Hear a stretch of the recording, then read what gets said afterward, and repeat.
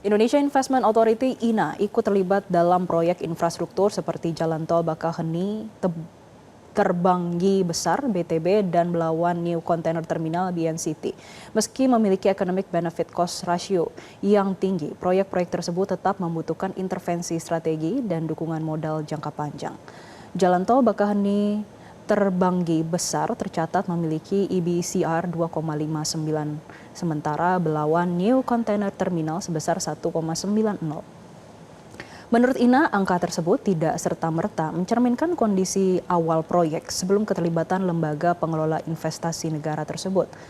Kepala ISG INA, Fetrizia Rinaldi menegaskan, peran INA bukan untuk menjadikan proyek-proyek tersebut layak secara ekonomi, melainkan memastikan pengelolaannya berkelanjutan, efisien, dan memberikan dampak optimal dalam jangka panjang. Fetriza juga menjelaskan keterlibatan INA diarahkan untuk menanggapi kebutuhan pembiayaan infrastruktur berskala besar yang membutuhkan tenor panjang dan modal signifikan serta memiliki karakter risiko yang berkembang selama masa konsesi.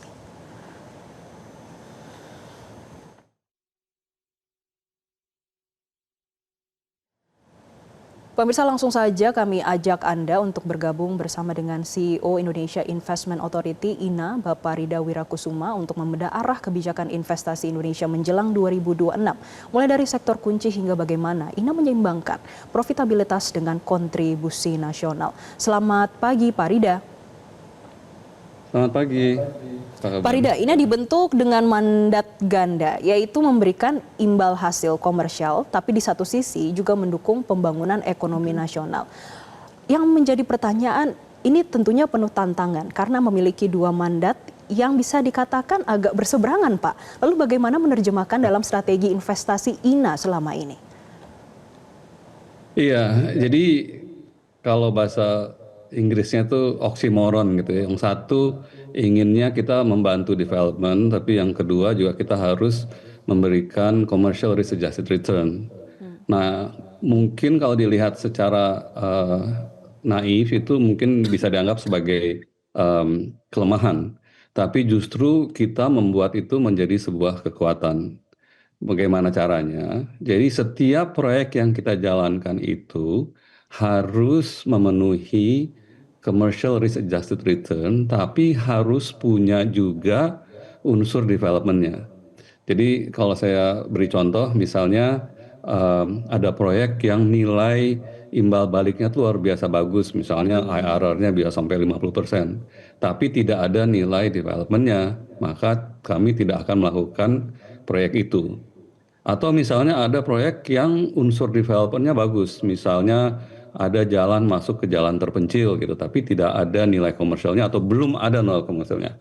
Nah, itu pun bukan proyek yang kita bisa garap karena kita masih memerlukan commercial return yang baik gitu. Jadi proyek kami itu sekarang sejak kita berdiri sudah berinvestasi dari 25 buah proyek sampai akhir tahun ini.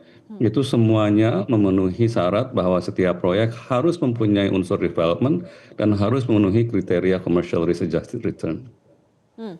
Pak Rida, lalu bagaimana INA ini menyeimbangkan proyek dengan social impact yang tinggi yang biasanya kita ketahui ya memiliki masa balik modal atau payback periodnya ini justru lebih lama, Pak?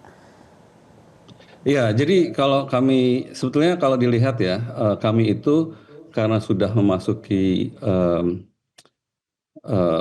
umur yang keempat setengah tahun ya, kita itu sudah ada 3 proyek yang sudah menghasilkan gitu. Jadi dari 25 proyek itu walaupun sifat-sifatnya jangka panjang, tapi sudah ada yang bisa direalisasikan value-nya gitu. Ada 4 industri dan sekarang ada 5 yang kita tambahkan ya. Industri yang pertama itu infrastruktur, yaitu dibagi dari transportasi infrastruktur seperti jalan tol atau pelabuhan atau bandar udara, itu transportation infrastructure atau misalnya logistic infrastructure. Yang kedua itu adalah digital. Yang ketiga adalah renewable energy.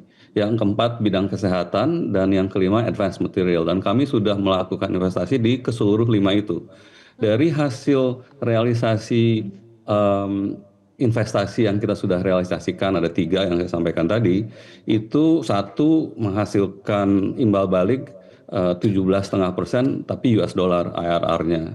Yang satu lagi sekitar 13% tapi itu infrastruktur. Jadi memang eh, rata-rata kalau infrastruktur memang segitu. Yang ketiga itu di logistik infrastruktur itu malah di atas 25% IRR-nya gitu. Jadi sebetulnya amat mungkin sekali untuk memenuhi unsur development dan juga unsur investasi imbal balik yang baik, hanya saja memang eksekusinya harus baik. Dan itu ada step-stepnya, misalnya bagaimana kita menilai proyek di awal. Setelah kita mempunyai proyek tersebut, bagaimana kita menjalankannya. Setelah itu, bagaimana kita bisa merealisasikan hasilnya kalau nanti tiba-tiba ada yang berminat untuk mengambil alih proyek kita gitu. Jadi secara singkat itu, it is very possible to actually fulfill development dan juga commercial risk-adjusted return. Oke, Pak Rida, kami juga ingin tahu Pak, untuk target di tahun 2026 berapa besar Pak? Jadi selama ini itu kami setiap tahun tuh rata-rata sudah investasi sekitar 800 sampai 1 billion dolar ya, jadi sekitar 15-16 triliun nih. Tahun depan pun kira-kira targetnya pun sama, kira-kira 1 billion dollar atau kira-kira 16 triliun. Cuman yang ingin saya sampaikan itu angka nilai itu sebetulnya tidak mencerminkan nilai proyeknya, karena nilai proyeknya itu bisa jauh lebih besar. Saya beri contoh dua. Yang satu misalnya kami masuk, sekarang ini kami pemilik data center terbesar di Indonesia. Modal kami itu 60 juta dolar investasi kami. Nah, partner kami memasukkan uangnya 90 juta dolar. Jadi kami berdua modalnya itu 150 juta dolar, tapi nilai proyeknya sendiri 650 juta dolar. Nah, untuk membuat data center terbesar di Indonesia yang sekarang itu sudah 100% laku. Nah, setelah 100% laku disewa oleh hyperscaler dari Amerika ya. Mereka itu membawa investasi tambahan sebanyak 2 billion dollar. Jadi bisa dibayangkan multiplier efeknya yang kita hitung yang tadi saya bilang 1 billion itu yang 60 jutanya itu lah yang kita hitung gitu.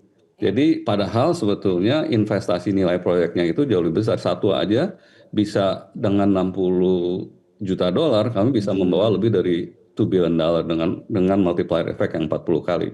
Contoh kedua, satu lagi kita juga sedang membangun solar power yang terbesar di Indonesia. Kami masukkan 15 juta dolar, partner kami 35 juta dolar, tapi nilai proyeknya lebih dari 200 juta. Jadi dengan modal 15 juta dolar INA, itu nilai proyeknya sebetulnya untuk Indonesia itu 200 juta gitu. Jadi multiplier effect itu yang cukup besar gitu. Jadi walaupun total investasi kami rencananya kira-kira antara 800 sampai 1 billion dolar, nilai proyeknya bisa jauh di atas itu sebetulnya. Itu yang saya hitung hanya porsi kami dan porsi partner kami aja. 16 triliun rupiah di tahun 2026, tapi masih ditambah dengan berbagai multiplier effect yang akan diestimasikan selanjutnya. Tadi Bapak juga sempat menyampaikan investasi ke depannya dari INA juga fokus terhadap EBT gitu Pak, energi baru terbarukan. Kalau kita lihat Pak. 1 dari 5. Ya, 1 dari 5, salah satunya adalah EBT. Pak, terkait dengan EBT, salah satunya terkait dengan pengembangan pasokan global, terutama electric vehicle. Sejauh ini untuk advance material dari INA, bagaimana nih strateginya untuk masuk ke rantai pasok baterai EV ke depannya? Iya, jadi kalau kita mau bicara mengenai EV ya, atau yang nanti kaitannya dekat dengan critical mineral atau advanced material ya, itu banyak segmennya dan banyak seginya gitu. Sebagai contoh misalnya kendaraan listrik di Indonesia itu kebanyakan baterainya tuh berbasis litium gitu. Sementara kalau di luar negeri, terutama di Eropa dan Amerika, itu kebanyakan berbasis nikel gitu. Nah, yang berbasis nikel ini kan sudah banyak sekali pemainnya gitu kan. Nah, padahal di Indonesia itu litium lebih berperan banyak gitu, tapi kita nggak punya litium gitu. Nah, kami sudah berinvestasi di Kendal tepatnya di kawasan industri Kendal bersama-sama partner kami dari Cina dan Korea. Itu kami sekarang sedang menaikkan kapasitasnya dari 30.000 ton per tahun menjadi 120.000 ton per tahun yang insya Allah akan selesai dalam 2 bulan lagi ya. Dengan kapasitas 120.000 ton itu merupakan pabrik lithium ferrofosfate cathode active material, yaitu merupakan komponen dari baterai yang terbesar di dunia di luar Cina. Jadi kita itu supply-nya itu ke dua macam sebetulnya, ada yang ke Ya. electric vehicle industry, ke mobil, ada juga yang untuk baterai storage gitu. Nah itu nasabah-nasabah kami, kalau klien-klien kami itu termasuk nama-nama besar seperti misalnya Tesla, Ford, Stellantis, LG gitu. Nah itu pusatnya di Kendal, itu kami menaikkan kapasitas dari 30.000 ke 120.000 gitu. Baik, berbagai kesempatan masih terbuka di Indonesia. Pak, kami ingin mengetahui juga bagaimana INA meyakinkan investor global untuk memilih Indonesia. Karena kita lihat juga lingkungan kita, negara-negara di sekitar Indonesia juga lagi agresif, Pak, untuk menarik investor masuk ke dalam negeri, terutama untuk menjelang tahun 2026. Itu pertanyaan yang baik sekali, terima kasih. Jadi sebetulnya apa kita Indonesia ya sebagai negara itu memang harus kompetitif untuk bisa menjaring investor untuk masuk berinvestasi sehingga bisa nanti serve ke luar negeri atau ke dalam negeri ya. Kalau misalnya tadi kalau tidak salah Menteri Budi Santoso bicara mengenai ekspor gitu kan, itu saya pikir bagus sekali kalau Indonesia bisa menggenjot ekspor. Tapi untuk menggenjot ekspor itu diperlukan modal besar dan juga yang lebih penting lagi bukan cuma modal besar tapi juga diperlukan kompetensi dan technical yang tinggi ya gitu. Saya berikan data-data sedikit ya.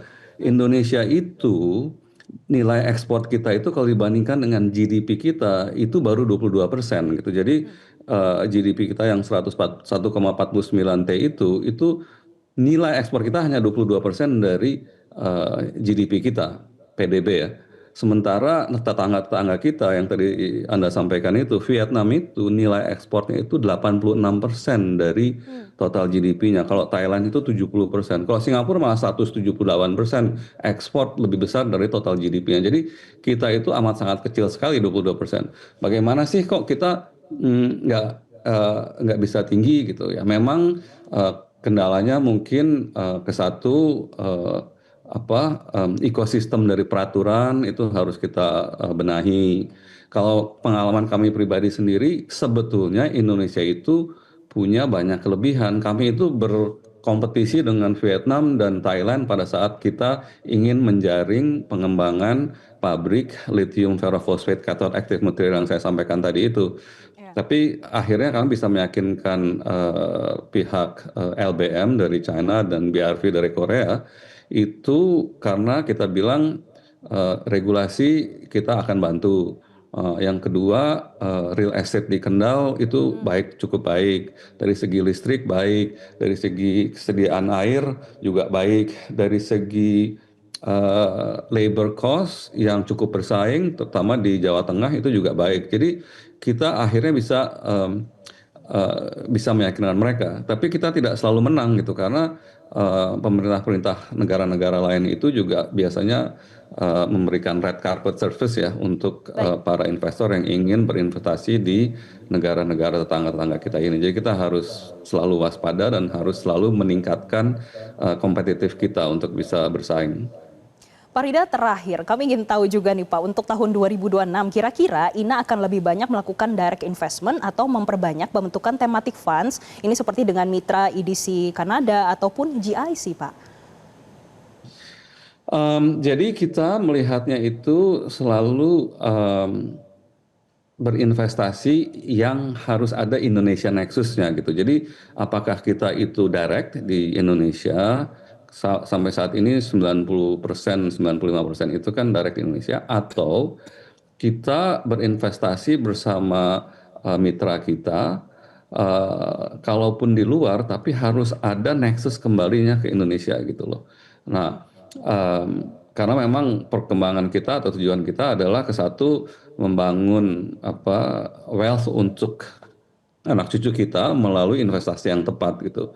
Nah, kalau di tahun 2026 itu memang mungkin kalau secara persentase kira-kira 70% direct, 30% indirect bersama partner-partner kita gitu. Kira-kira ya persentasenya.